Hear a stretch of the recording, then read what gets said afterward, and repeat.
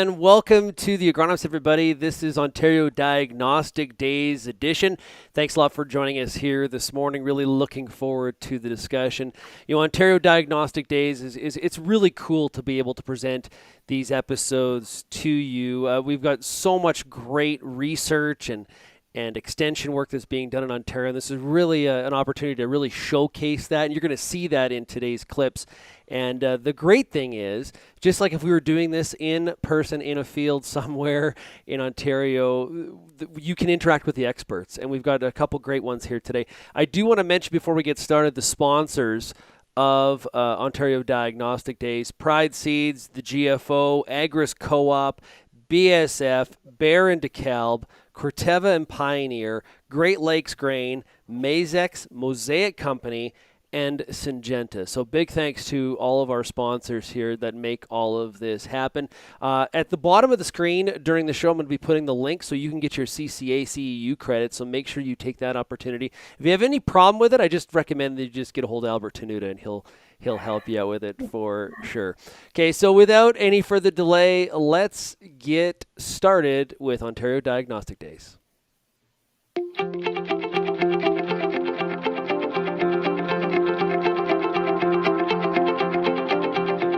The Ontario Diagnostic Days on realagriculture.com is brought to you by the Ontario Ministry of Agriculture, Food and Rural Affairs, the University of Guelph,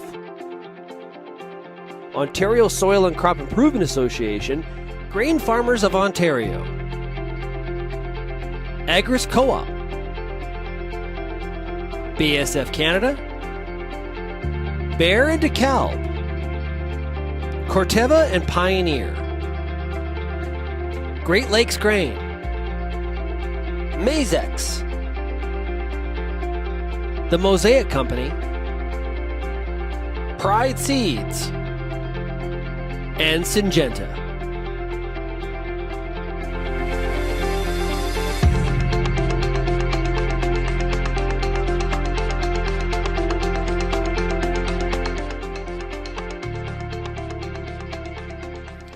And the best part about when we do these live episodes of Ontario Diagnostic Days here on The Agronomist is that you get to participate. You get to ask your questions. So whether you're watching on YouTube, Twitter, Facebook, or realagriculture.com/live, you can ask your question. Enter it in the box wherever you're watching. We'll get to as many of the questions as we possibly can. Let's bring in our first expert here. It is Tracey Baute. She's a field crop entomologist with OMAFRA based out of the Ridgetown campus.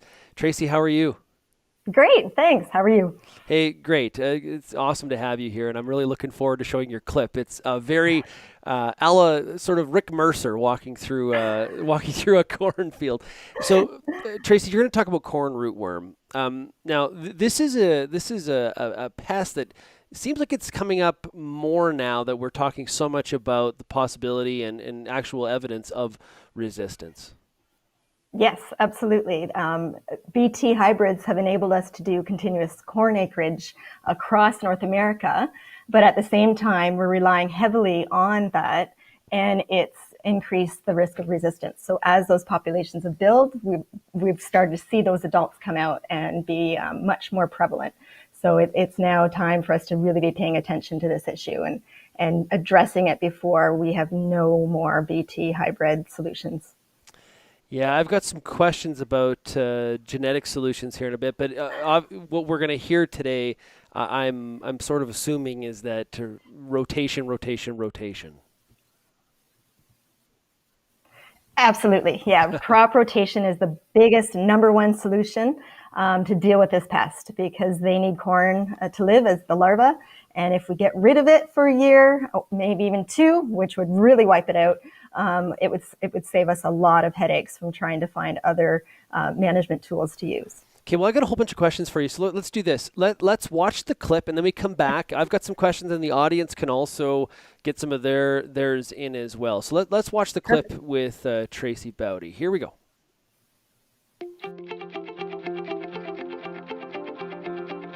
Tracey Baute, field crop entomologist with OMAFRA. You may have heard me talk a lot about Bt-resistant corn rootworm last year based on the detections that we found here in Ontario.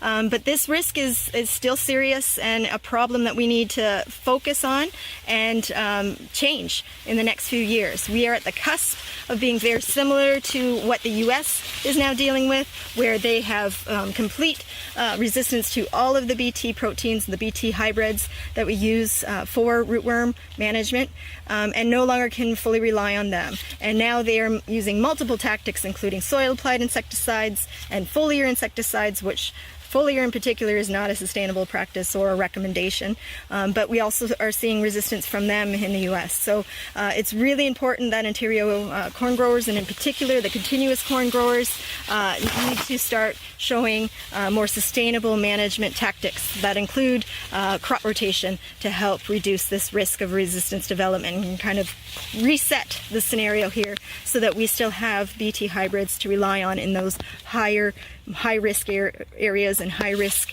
years of like third-year corn to manage rootworm. Rootworm larvae need corn to survive. So as long as we don't plant corn year after year, those larval populations will die out. So if you plant soybeans or alfalfa or wheat following a corn crop, those larvae won't be able to survive and they'll die off, and you'll kind of reset the whole scenario.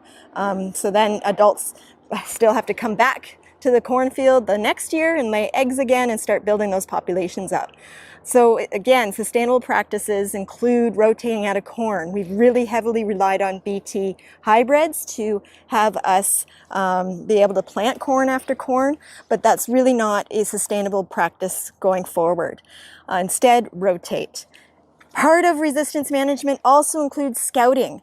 If you've planted a Bt rootworm hybrid, look, especially in July and August, for signs of high levels of adult activity. These include abundant number of adults, more than you'd see in a typical year, especially if you start to go into second year and third year corn. Take a look and see if you actually see adults. Also, if the silks aren't there yet, the adults will actually start feeding on leaves by scratching at them. And of course, they will also start to clip silks. And so if you see signs of abundant adults, that's one potential sign of resistance, especially if the hybrid was planted with a below ground or what we call a rootworm Bt hybrid. Another sign is goosenecking, and I have a good example here where the larvae feed. There's another example up here too. The larvae that have been in the soil this spring because of the eggs that the adults laid last summer, this time of year, those larvae start feeding on the roots of the plant.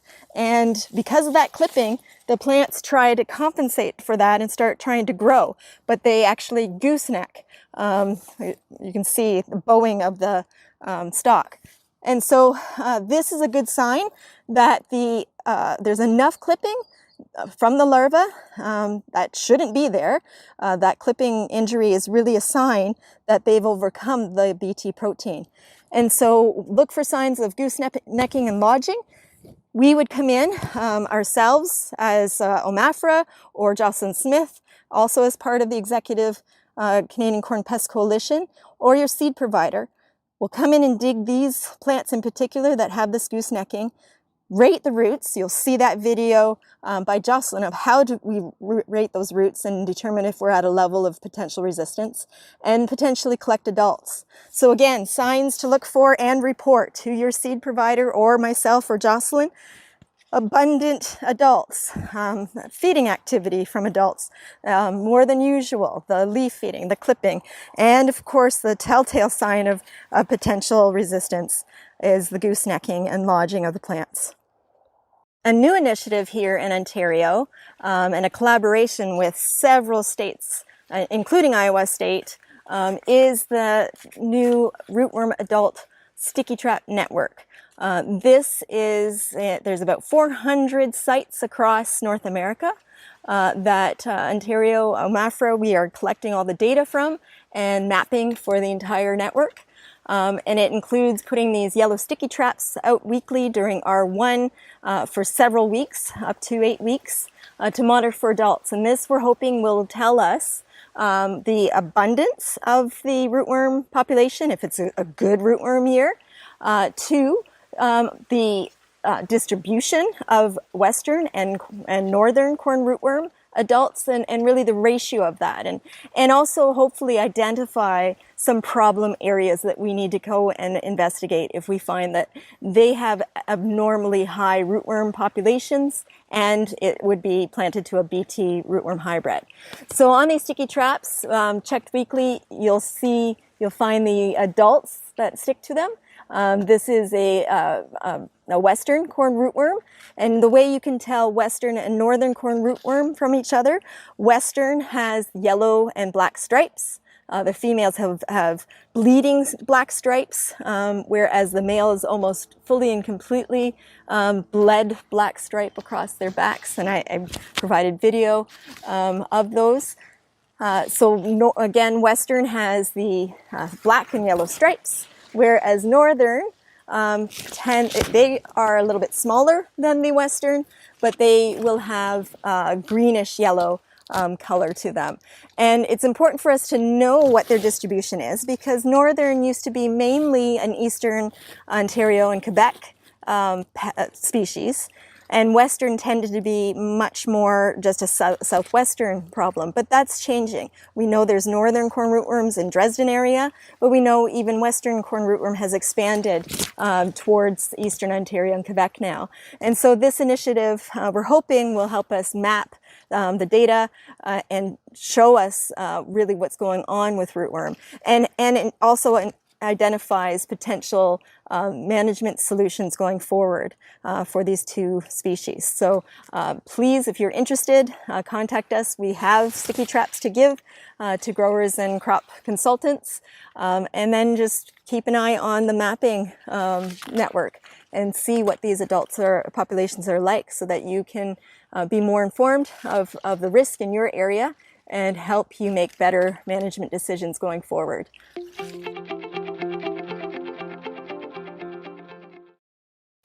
Great job, Tracey. Awesome. Thanks. Okay, so the way you outline that, it seems like a rather simple issue to solve. It's rotation, as we discussed, but as we've seen in Ontario, we've seen in the Midwest, corn acres are not being reduced, even though this pest is really inflicting some damage. So how do we balance that? Obviously, it's the economics overruling some of the agronomics. Yeah, exactly. And the real driver is feed for livestock, right? So understandably so, the livestock producers need corn to feed their livestock. However, they're going to learn, and even just last year, a brand new issue popped up with one silage grower who lost 50% of his yield in the very first year of finding resistance in his field. So it's no longer going to be an option for them. They're going to need to do this to help maintain or at least stabilize what we have left of the BT proteins, and helping reduce the population so that we don't have such a high ratio of resistant adults out there, because all 4 BT proteins that we use in combinations in these hybrids have the potential, and in the States are fully resistant. Here, a lot of them are. We just can't rely on them fully now. Yeah. Okay, question here from Mark Davis watching on Twitter. He says, what about a 3-year rotation of corn, beans, and wheat, no-till with corn residue there all 3 years? Is that helping you?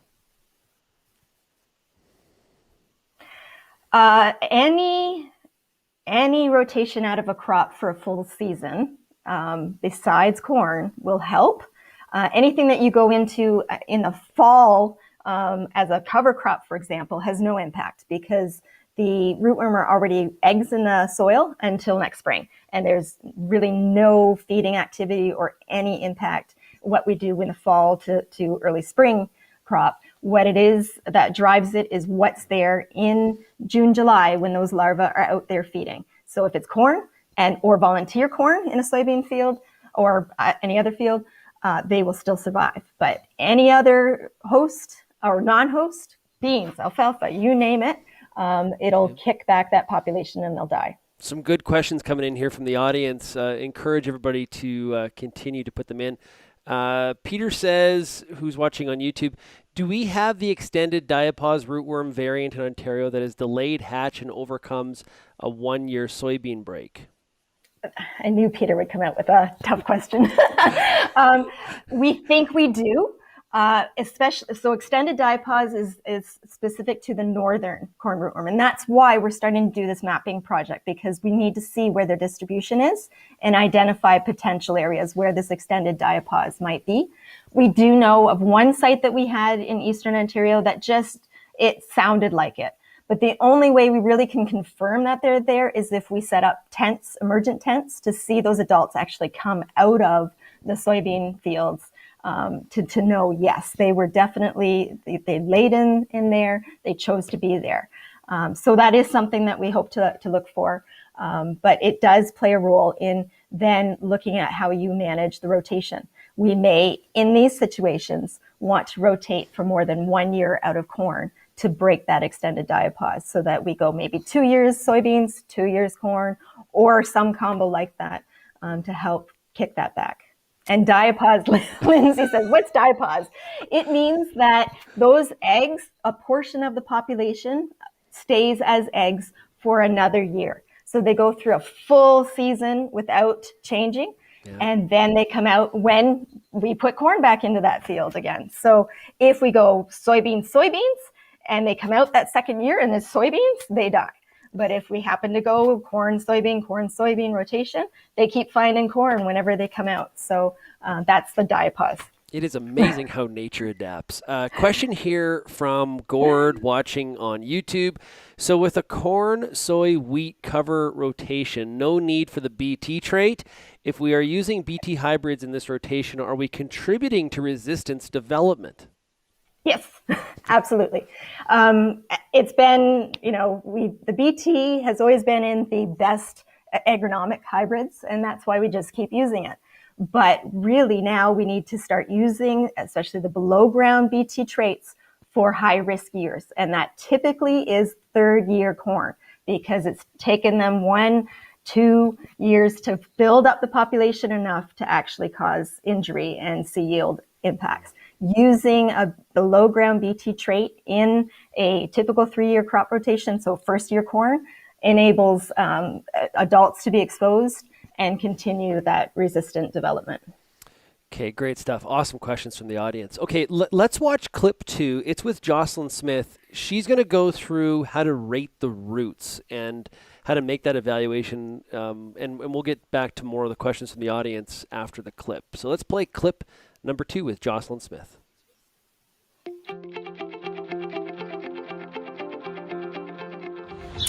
Okay, so next we're going to talk about the Western corn rootworm life cycle and how to rate roots for corn rootworm injury. So in southwestern Ontario, we typically say that the rootworms start hatching around June 10th. So the previous year, the beetles, the adults, laid their eggs in the soil, and those eggs overwintered. They've got to go through that cold diapause period, and then in the spring, around June 10th or so, they start to hatch. And I hope you can see this, but this vial shows the size of the first instar larvae that hatch out in the field and start to feed on really tiny root hairs and small roots of the corn plants. As the corn develops, so do the larvae, and they go through a second and third instar stage, and they get to be about just over a centimeter long, and as they get larger, they feed on larger and larger roots. And you can see there's a pupa in there as well. Eventually they'll pupate after about 3 weeks or so, and then we start to see beetles emerging, typically around the end of July in southwestern Ontario.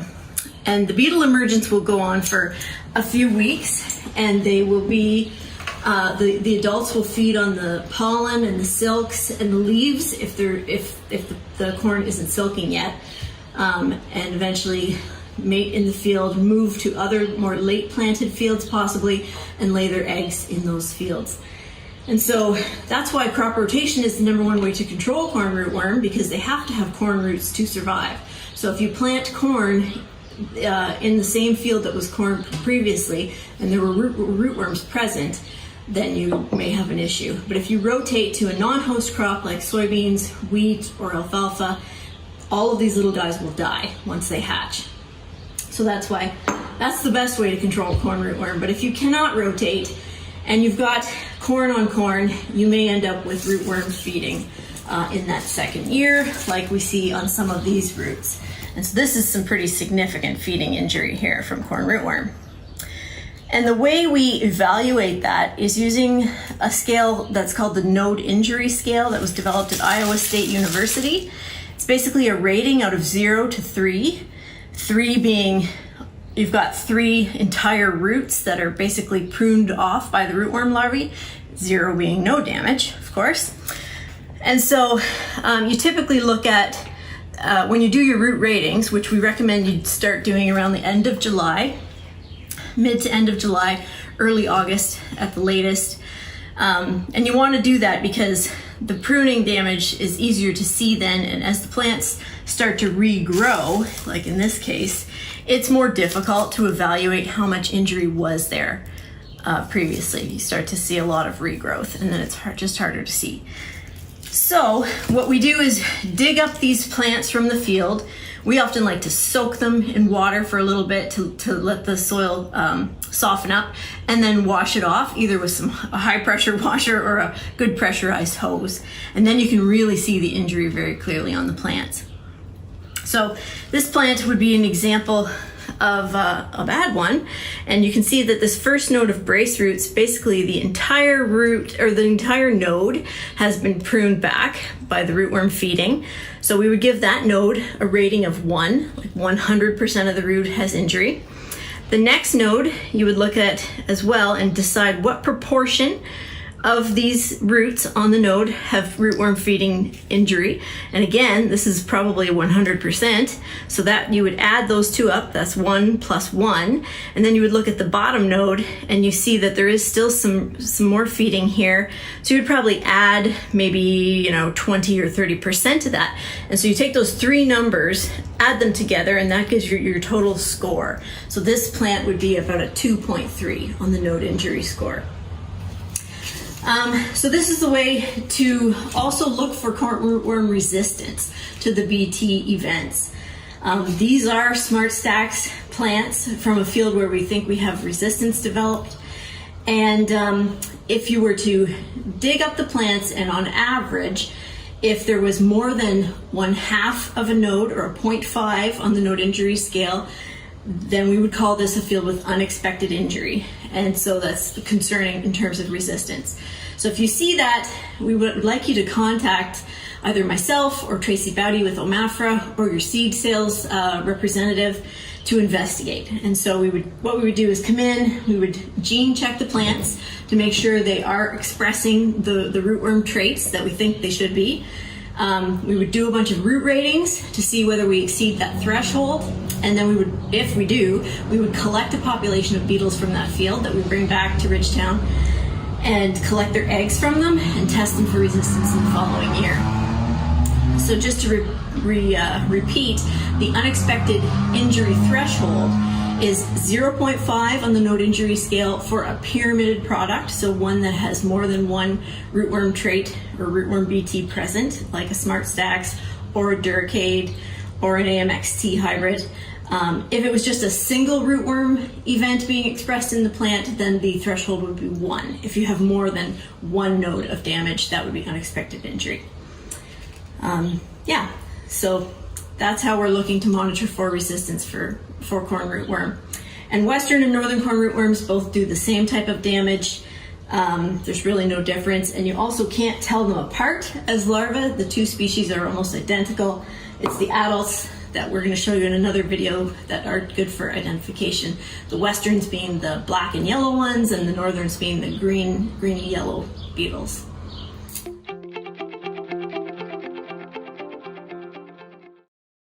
Great visuals there from Jocelyn Smith. So, Tracey, after I do the rating, then what? Like, what do I do with that information? Yeah, so it's especially important if you're seeing any clipping, especially evaluating, like Jocelyn said, July, August, early August, to see that injury. Report it. Reporting is the quickest way for us to be able to really understand and take in-season samples to test. So that would be to your seed provider, corn company, or anyone in the executive of the Canadian Corn Pest Coalition, which I'm the chair of. And why it is because even digging and looking at the roots helps determine if it rules out other factors like lodging from, no roots on the corn, compaction, any other issues that may have caused, or herbicide injury, for example, that may have caused that plant to fall. But if you actually see the clipping that says, no, this is rootworm. And to be honest, like it also gives you an idea of how much yield you're going to lose. For every node, one node gone is 15 to 18% yield loss. Oh. And those sites that we saw last year in Blythe and Brussels and the problem areas had a root rating of 2 or more. And so that tells you right there that those growers are losing almost 40, 50 or more. Some of them had 3 nodes gone. So it's important to really get to understanding what's going on in your fields and know when these are true failures of those hybrids. I like how Iowa State University came up with the rating system. It's like out of 3. It's not like out of 15 or 27, something complicated. It's like out of 3. That keeps it straight for people like me. So I think this is the question that everybody has on their mind. And Francois asks it, can the seed companies come up with brand new BT genes, or is that technology exhausted? Do we have a next generation of BT traits coming, do you think? There aren't any. They're using what is available because rootworm in general was tough to control with BT regardless. So the proteins that we have are the ones that we have for a while. They have turned to RNAi technology to try and supplement with these BTs. Problem is, RNAi is also not a sole silver bullet. They need to be incorporated with these BT proteins to get enough control or protection. So the fact that we're losing the BT proteins will also have a negative impact on our RNAi technology that's coming out. Those two need to be used in combo to actually be effective. Rootworm, in general, has a really good mechanism for overcoming anything you throw at it, whether it's rotation, whether it's different insecticides, and now the technologies. So it is really important for us to change it up on them. And because they're never going to want to go extinct. None of these pests want to go extinct. So they work around it and find a way to tolerate it. Wheat Pete asks, the recommendation is not to use underground BT traits in the second year of corn. Seems counterintuitive to him. Do I use an insecticide in second year corn then? So going forward, we may have to do that because, again, using 2 years in a row of BT technology just increases our resistant risk. What you can do, though, is scout your first year corn in July and August, and especially the month of August. If you're seeing 1 adult per plant in any of those scouting trips, that tells you that there's enough eggs going into that field that second year corn might be at risk and needs some protection. So that protection can come from soil insecticides, preferably, so that if you're going to go a third year in corn, you use your third year and hit it up with the BT technology. Another option we're trying is those biocontrol nematodes. We're hoping that those can actually help add another component of management for this pest so that then we really do only have to focus on the third year and whether it's a higher risk and need management tools for that year. Okay. Francois, watching on YouTube, asks, can rootworm larvae feed on other grass species, or are they highly specific to corn? I knew, Francois, you have some great questions. Yes, they can. They don't do well on them, but if we had a sustainable grass species in those fields for 2 or 3 years, they will start to build up. Not all grass species, there are specific ones. But in general, corn is still their main go-to. And really, those other species of grass are just a substitution until they can get corn again. They're in survival mode at that point. So what is it about the corn root then? Just the chemicals and the nutrients that they get from them. They can detect the CO2 coming off of roots and then go to them, and then they start to get some of those chemicals as soon as they nip into it, and they love it. Wow. Okay. Awesome. Hey, awesome stuff. So informative. 2 great videos as well. Tracey, you're going to come back at the end of the show. I'm sure the audience will have more questions for you, and we'll bring you at the end, okay? Great. Awesome stuff. That is Tracey Baute. She great work there. Fantastic information. She's a field crop entomologist with OMAFRA. Okay, let's hold on here. Tracey, I'm going to take you off the screen, go back to just me. And I do want to mention once again our sponsors here today for Ontario Diagnostic Days here on the Agronomists. The GFO, Agris Co-op, BASF, Bayer and DeKalb, Corteva and Pioneer, Great Lakes Grain, Mazex, Mosaic Company, Syngenta, and Pride Seeds. Once again, thank you to all those sponsors for supporting Ontario Diagnostic Days. Okay, let's bring in our next expert. There he is right there. It is Albert Tenuta. He is field crop pathologist with OMAFRA out of the Ridgetown campus. Albert, how are you? I'm excellent. How are you? Hey, I'm doing fantastic, man. Great to have you here. Okay, did you hear at the beginning where I said if anybody has troubles going to the website below, they just Absolutely, contact I'm you the directly. guy. You're the support guy. Yeah, no, go for it. Okay, awesome stuff. Okay, hey, let's get to our next topic here, and we're going to be talking about white mold. And this is kind of a similar to sclerotia issues in canola out west. If you have yield, like white mold's sort of an indication there's some bushels out there. So in some ways it is a bit of a positive indication, but it can be a yield robber if not dealt with correctly.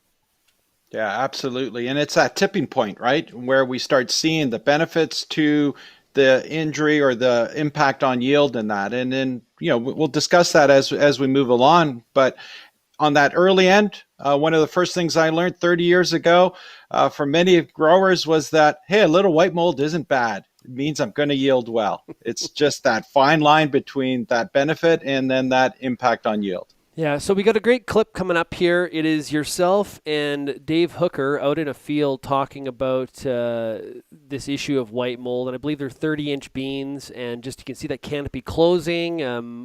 I've got a bunch of questions, and I'm sure the audience does as well, but let's roll with clip number 3. Excellent, thank you.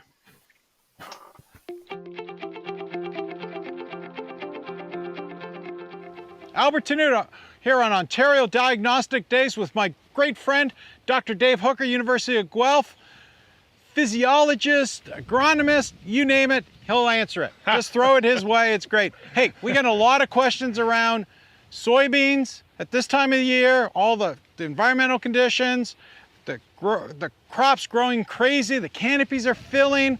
What influence does the canopy have on yield, as well as, hey, of course, everything comes around diseases, right? And white mold in that. Yeah. So, right, Dave? So, go for it. I can't believe, look at these beans, Albert. Aren't they beautiful? The canopy is great, filled in the rows, essentially. These are 30-inch rows, and the beans are at R2, full flowering, and the canopy, the rows are basically filled in. This is the exact canopy that we need to maximize yield. Of course, the canopy is needed to intercept the sunlight in order to generate high photosynthetic rates, in order to maintain a good growth rate to build seeds, a high yield. Yeah, and growers are adapting their management practices to take full advantage of that canopy potential and ultimately maximize their yields as well, right? Yield is so important, so that's pretty much on top of every grower's mind when they talk about canopy development. Like, what can we do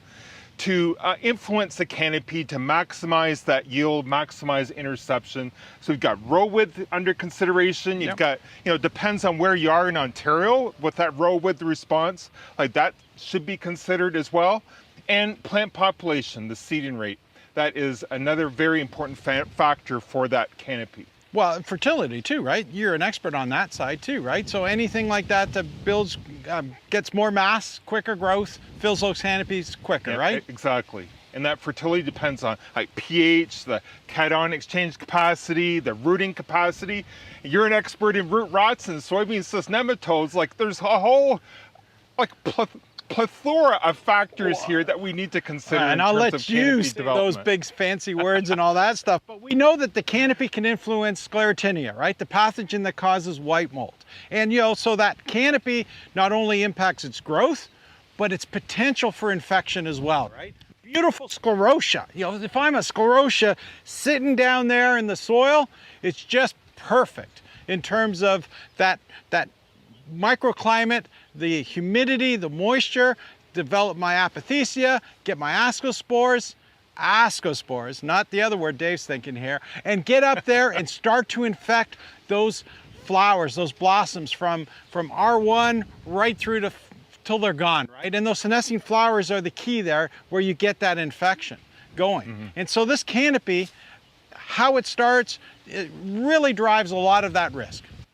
Yeah, exactly. So the more canopy that you have, of course, the yield potential is favored in that environment, but we also have something that we need to contend with, and that is the white mold. So really we need to figure out what can we do as managers to build that canopy, to form high yields, but also to protect that yield potential by thinking about managing white mold. Yeah, and so we know different varieties have some tolerance. We don't have anything that's truly resistant to white mold or sclerotinia. We have some differences in tolerance. So, that's a start. It's not enough there to protect under these environmental conditions that we've had this year are pretty favorable, right, Dave? We would say. That's right. And that. So there's that. The big question now is the fungicide side. Yeah, that's right. So Albert, these are at R2 stage right now. So there's a flower on one of the two upper nodes, and that would be at R2. And this is the stage, this is one of the critical stages when we need to think about fungicide applications. Absolutely. So you've got to ask yourself, what's your risk? Are you in a canopy like this? If these were 15-inch rows, this growthy, the environment would be really conducive, especially if you got a history of white mold in those fields. That would be one that maybe I would be thinking of those 2 spray applications, right? So you would be at this point, maybe even a little earlier when you could get in there, and then you follow that up with that R3 and a half application. In other conditions, you could be waiting a little bit longer till that R2 and a half, R3 application and go with a white mold product. In that case, go away with that one application and go for it as well, right? Yeah, that's right. And it seems like every crop diagnostic days has say that, farming is all about risk management. Albert, we have wet conditions in southwestern Ontario, at least anyway, persistent wet conditions. We have full canopies, like the canopies in most soybean fields look great, look awesome. So we're kind of at a high risk situation, and so that's why we need to be thinking about maybe 2 fungicide sprays instead of just 1. Right, absolutely. Then this is the year probably where it's going to pay, right? Our yield data would show that you're looking at on average 2 to 3 bushel on fungicide application. That's right. And if $15-16 or more beans, you're paying for your application and the cost there as well. That's so right. If there's going to be a year, this is the year. But again, assess your risk, target those fields that will have the greatest potential return, and go for it. So we got the weather risk. We've got big lush canopy risk. We've got maybe a row width risk. The risk may be a little bit lower at a 30-inch row versus let's say a 7.5. Yeah. We've got white mold history risk in the field. And we have whether we can apply a fungicide or not, we can reduce that risk a little bit. And you and I talk about the disease triangle all the time, and I love talking about the disease triangle. And this is a perfect example on how to understand that disease triangle, what needs to be understood in order to manage this disease. Yeah, so that environment, the host soybeans, and the pathogen there, this is a year that the disease triangle's going to make a pretty easy decision for you.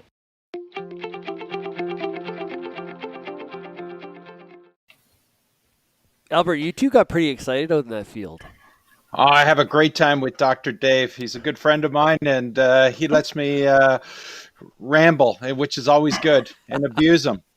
Okay, so a question. Now there was a bit of a breeze rolling through those soybeans. Is that helping you mitigate the risk, or is it making it worse? Yeah, so any factor, as Dave and I mentioned, in terms of row spacing and plant populations and all that, it's all canopy modification in terms of allowing or reducing the favorable environment for the sclerotia and the apothecia to develop and that. So yes, the breeze going through will help. There's a whole thing. That slide there that showed, the difference between those wider rows and more narrow rows. And also you have to take into consideration the history of the disease, the sclerotia numbers, and that. And what you want to basically be doing is modifying the canopy, and you can do that again with varieties and that architecture. That's hence why we always see those more taller, tighter soybean varieties tend to have less mold than the bushy type, because again, you're that air movement through there. And what we're trying to do is modify the canopy conditions so that you're throwing off the ascospore release with the flowering period. So how do I know? Like how much white mold is too much white mold where I know I'm going to have, like, it seems like there's some real sort of experience and what's happened in prior years. What does my gut tell me? Am I asserting that right? Absolutely. In most cases, the history of the field and what's gone in the past drives a lot of the decision and that risk factor. A year like this year, where you've had a history of white mold and the conditions have been quite favorable throughout, and these constant rains this morning, I woke up and again, heavy fog, heavy dews. I went out to take some photos for some, tar spot and that. And again, all soaked. Those are ideal conditions. Leaf wetness is actually better than rainfall in many cases. So that trigger there depends also on your row spacing and that. So if we think of those narrow rows, so those 7 to 14 inch rows versus say those 30-inch rows, in many cases, the apothecia production and that is significantly higher in the narrow rows. Some of the work out of Wisconsin would show, and previous work out of Greg Boland's lab at the University of Guelph will show a 60 times more apothecia. So you might be looking at 10 apothecia under a 30-inch rows versus 600 or more under those narrow rows as well. And those narrow rows, because the environment is more conducive to development and speed up, that those spore showers, those ascospores, also coincide with the flowering period. Whereas on those narrow rows, you're delaying it more so. So now you're still getting ascospore production or the spores being released, but now you're into more of that pod fill, those R3 and beyond stage. You still have flowers there, but the risk is less in terms of the number of flowers that can be infected. Question here from Mark Davis watching on Twitter. What about a half rate 3-pass R2, R3.5, and R5 in a high fertility heavy canopy? Well, again, we got to look at labels for things as well and make sure that we're on those. We haven't looked at those. Again, anything beyond that, let's go on the back end one. Actually, we retweeted a tweet from from Damon Smith out of Wisconsin this morning, again showing all the work that's been done on that R5 and beyond as we get into seed fill periods. We haven't seen those returns on those late applications. Basically, we call those revenge sprays. And previous years where we've had significant white mold, sure, we could get some greening and it looks good on the top with those R5, R6 late applications. The only problem with that is the infection is down low, right? We're not getting to the problem where the white mold is. It's still going to develop, and you're going to still have that development on those stems and that's what's going to choke off the top part of the plant, and that's where your yield loss is going to come.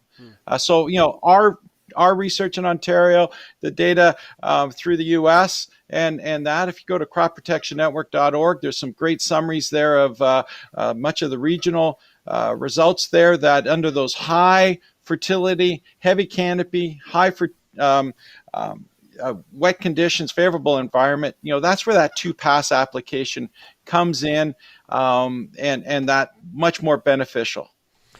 Dr. Hooker mentioning here in the chat that suppression of white mold with 2 fungicide applications greater than 20 bushel response versus untreated check. That's pretty, that gets your attention, I guess is the best way to put it.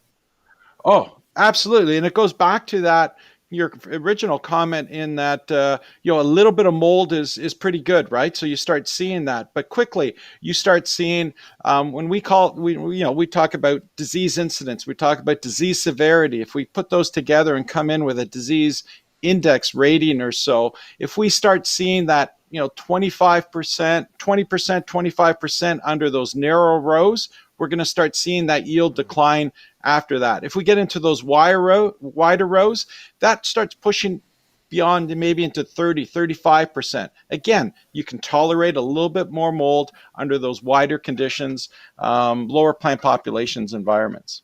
Yeah, good stuff. Okay, Albert, we got to move on to the next topic, which is one that I know you've been very diligently working on. It is a growing, concerning issue in Ontario, and that's tar spot. So give us the description. We've got a great clip here, but give us the description. What is tar spot? Well, tar spot is a new, we'll call it a new endemic disease to Ontario. It's one that's gained a lot of attention over the past 5 years. It's one of concern. It's one that, as we go through the video and we discuss it later on, it's one that we should be aware of. We shouldn't fear tar spot. We've got the tools. We just got to work on our management and get it out there. So we're in a good position. Okay, let's watch the clip. Here is some info on tar spot.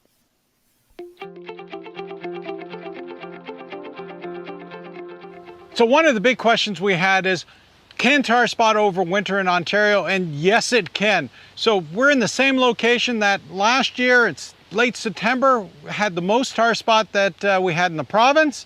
We came back this year, corn in here. We've actually got some trials in here, and I'll talk about those in a second. And yes, the lower leaves are scattered. It's low incidence, low severity right now, but it did survive, and we can see many of these leaves will have maybe 1 or 2 lesions, and we're starting to see a few more moving up the canopy as well. So what does that mean? Hey, we're getting into tassel time, we're getting into fungicide time. One of the big questions is, should I be targeting tar spot?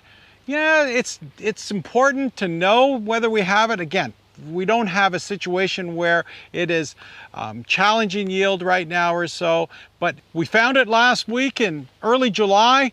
Is that early? Yeah, for Ontario, for sure it's early, but how does that relate to other areas of the U.S. and in the Great Lakes? So, normally it might be about a week earlier. So when we found it on July 6th, Michigan, Indiana, Iowa, and then just most recently this week, Wisconsin as well. So, the environment with the rains that have come through the past, 3 weeks or so has been very conducive for tar spot development there. This field here, it's because we have it on the residue here. That hasn't blown in or anything from the US or so. So how does that relate to previous history? So it might be a week or 2 from normal than what we would have seen in Michigan and in Indiana and all that kind of stuff. 2018, the first report there was around July 12th, so very similar.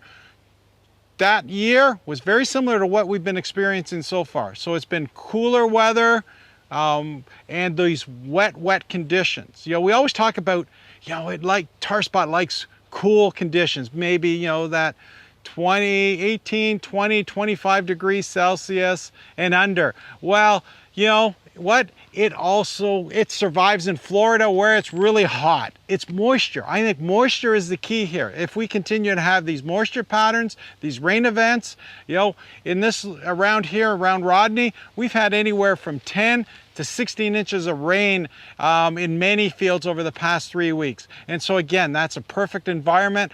I'm hot, I'm sweaty right now. It's ideal for this as well. So 2018, what happened there in Michigan, for instance, and Iowa and Indiana and Illinois is that the disease started off at this point and continued to develop because the conditions were favorable. And in those in some of those fields, they saw a 30 to 50% yield reduction. They also saw early senescence. So by the time we got into late August, mid-August, many of those fields had died off in that. So you had that premature death in that. So that's where the yield loss came in. So what are we doing right now? We're going to monitor, of course, this field and other fields in the province. You know, the fact that we've seen it here, it's going to show up in some others. We hope that it'll continue to stay at this low severity, low incidence. If it gets warm but dry, that should slow things down considerably. But if we get into this pattern, as we're seeing right now in those areas that have a lot of moisture, be on the alert for tar spot. And so we're trying to just to assess it. And what we're doing in this field right here in these plots, these are our fungicide trials. These are in conjunction with our US colleagues, our tar spot working group. And so we have similar locations in Michigan, Indiana, Iowa, Illinois, Wisconsin, and other locations in the US for tar spot as well. We also have 65 different commercial corn hybrids that you maybe have in your own field right now that we're also assessing with the companies to see what the hybrid differences are for tar spot, and do they correlate with what they've seen, if they have seen that, say, in US trials and that. But for many of these hybrids, they've never been assessed under tar spot conditions, and so that's some great information for us, but more importantly, for you as well.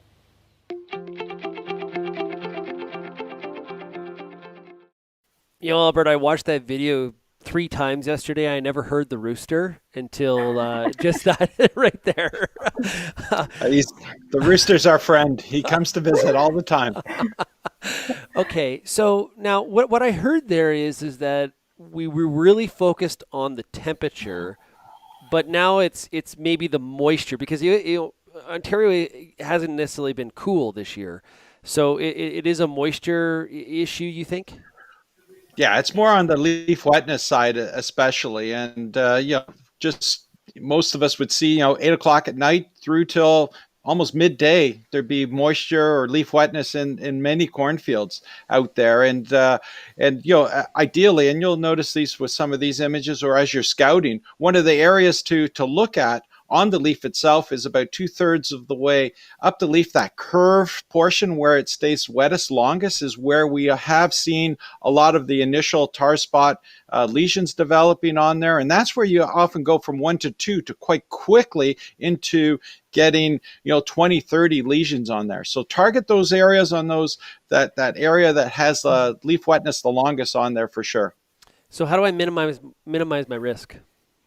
Wow. First of all, we're in that process right now of learning as much as we can from this disease. It's new to us, and not only new to us, but new to the Corn Belt as well. And so from a minimized standpoint, as I mentioned earlier, we've got our fungicide products, and we've been evaluating, Dave Hooker and I have been working on, say, northern corn leaf blight, again, with our crop protection network people. And I know Peter had mentioned in the chat, it's the crop protection network.org website there that has a lot of information on tar spot, white mold, all kinds of stuff there as well. So our work that we've been working closely with our colleagues there on northern corn leaf blight is directly applicable even to tar spot. So many of those fungicides that are very efficacious and work very well against northern leaf blight, northern corn leaf blight, also work very well against tar spot. And the timing has also come into play in that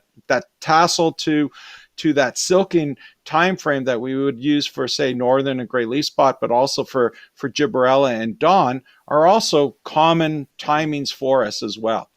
Okay, so one area is the hybrid side. Okay, so I'm just going to put an image up on the screen here. This isn't you supplied me with this image. It's an untreated tar spot infection. How do I know this is tar spot versus something else? Well, first of all, the images we showed earlier through the clip and that, you'll start seeing those little tar-like lesions on the leaves themselves. at first, they'll be flat and they may be very difficult, especially when you see 1 or 2 lesions on the leaf there. Come back in a day or two, what you'll start to see is a stroma or a bump starting to form there. And that's where the spores or ascospores are released as well. So this image here, I went out this morning at 8 o'clock and took this one. This is from our untreated fungicide trial there. This is on we've got 2 hybrids in there. This is on a more susceptible hybrid. And you can see on July 2nd and those early images, even up to July 21st, there was maybe a little bit of concentration of some of the lesions on some of the leaves, but you can see it's moved its way up now and it's gone above the ear leaf, and it's starting to do what tar spot does. It starts to once you start getting into that 30 to 40 and maybe 50% coverage on a leaf, the leaf shuts down. It's that shutting down or that early senescence that is that causes those significant impact on yield. And that other image shows, our fungicide application where similar timing, much different. We still have some tar spot where we had it down low. But you can see it's like night and day between the two. Yeah, and then you got this shoot. There's the map. What is? Yeah, so Damon Smith and Marty Chilvers and others through the tar spot working group in the U.S. have been working on a prediction model. And here is the Tar Spotter app. It's part of the Field Profit suite as well. And basically what you're looking at here is the percentage of risk. So it's like, rainfall percentage, etc. And you can see it correlates quite well with where we've been finding tar spots. So that, as West Elgin that first week of July, then we found Essex, then last Friday added on Middlesex as well as Lambton, and then Rob Miller and a few others have seen it in Norfolk as well. And so now, we're starting to expand, and, other areas, plan to get down into the Niagara area and north of Guelph and that. I was in the Elora area last week, didn't see any there. But again, it's a tool to help us in terms of assessing your risk, but also in terms of fungicide applications as well. And that'll change. North Perth, Huron, into Bruce, Goderich, and all that, we're yellow. But again, we've had those rain events come through that increases that risk. Awesome stuff. Okay, let's bring in here Tracey. There we go. Perfect. Okay, good. Well, the gang's all here. So now, if anybody has any more questions, please enter them in the chat, whether you're watching on Twitter, YouTube, Facebook, or at realagriculture.com/live. I got a few more here to kind of keep going. Tracey, you mentioned that if we have that rotation, we kind of do a reset on the corn rootworm. How much time am I buying myself by creating that reset? Part of that depends on the landscape, and others in the area have done that same reset. So if it's in continuous corn, acre after acre is corn, your single field reset is not going to do much because there'll still be adults in the area that lay their eggs in. But in general, if more producers at least go every third year or fourth year into a non-corn crop, that starts to slowly knock down the rootworm population. We just had ideal conditions for rootworms to build up the last few years, and they're going to stay that high until we don't give them the crop that they want. And rotating out doesn't necessarily mean we're taking away feed options. Christine O'Reilly, our grazing and forage specialist, put together some alternative feeding options, like going in with some kind of winter cereal and then followed with sorghum Sudan grass, or for silage replacement, or even some of the barley and other cereals that can replace grain. Though they will say, work with your nutritionist to make sure that you're getting the right ration there. But still, it's not that they're leaving them completely dry. But we need to get rid of corn some years to knock this pest down. Okay, Albert, you mentioned genetic resistance. There isn't any. When you talk to seed developers, how far are we away from some sort of genetic resistance to tar spot? Well, yeah, we don't know that right now. We don't have any genetic resistance. Everybody's trying to get that evaluations going, and with a new disease or a new pest, insect pest, etc., you're trying to find those populations where you can evaluate them with uniform pressure in that, and hence our goal here with the West Elgin, the Rodney location. And like Peter mentioned, there is no resistance; it is tolerance, and so we've got 64, 65, well, 64 different hybrids now because one was not Roundup tolerant. And with that, what we're trying to do is, and we're seeing differences right now. And one of Peter's questions there too is in terms of plant defense mechanisms. There's another symptom. It's called the fisheye, and that's where you've got your stroma or your tar spot, and then you get a circle around that, a significant circle where it's tanned or dead tissue. And evaluations this week on our hybrids, we're starting to see certain hybrids start showing that fisheye symptom. So that could be an induced resistance or a plant defense mechanism that's given us that second type there. Key will be, and that impact will be, what is the rate of infection? So those ones that are slower to develop tar spot would have greater tolerance than those that the disease can just grow quite quickly, or the slope will be very steep. So we're trying to evaluate that. Okay, Tracey, thinking back to the Jocelyn Smith video, we're doing those root ratings. How many plants should I be digging up to have a look at those roots and doing those ratings? At least 10 would be ideal. I mean, certainly look around. It depends on how large the field is, but any plants that are starting to show any signs of brace roots regrowing, or some goosenecking or flat out lodging, go and start digging and seeing. And more so, not just the field's edge, because that's where rootworm adults in particular are going to be very active, but go throughout the field and get a good assessment. Yeah, and dig them out. Don't just try to yank them out, of course. No, so yeah, we had tried to do a video on that. Try and take as much of the root ball, because obviously the shovel's going to clip some of the roots if you don't. Then you can take it back, soak them in a pail of water for a little bit, and then just hose them down with either a pressure washer or just even a good hose nozzle to really get that dirt off and see the roots. And remind us what is the timing of that rating? So late July is ideal. As soon as you start to get into mid-August, those roots start to do what we call bottle brushing. They make little roots from the injuries to try and, again, stabilize the plant and compensate, get some nutrients back into the plant. So it's really hard to see that clipping mid-August on. But that doesn't mean don't do it. Go and check it out. And again, call the experts. We can also come out and look and do it for you. Yeah, fantastic point. Question here from Peter. What about the nematodes for rootworm? Any early indications of efficacy? Not yet. It's too early. So we did 5 or 6 sites on rootworm this year, hoping it wasn't too dry in some of the locations.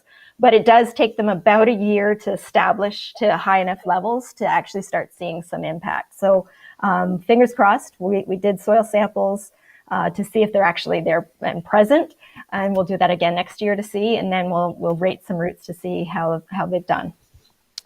And Albert, I think you mentioned you don't really have a number yet on the yield loss from tar spot. Is that correct?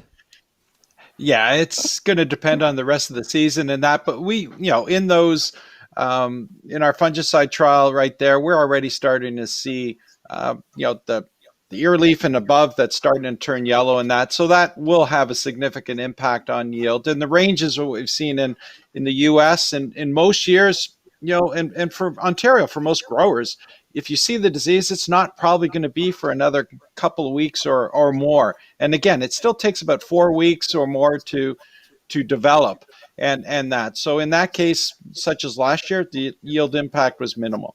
Okay. Tracey, when it comes to the rootworm, is there some stewardship information that is out there for people? Yes, absolutely. So we've worked, the Corn Pest Coalition, we have a new website. We just revised it. So there's a lot of information there. We also joined forces with CropLife IRM Task Force. So you'll see Manage Resistant Now fact sheet coming out very shortly. And of course, field crop news. We've got a ton of information on rootworm there, including some options and long-term sustainable practices, trying to mitigate this issue going forward, because we're to the point where we just can't just do BT, below ground BT hybrids year after year.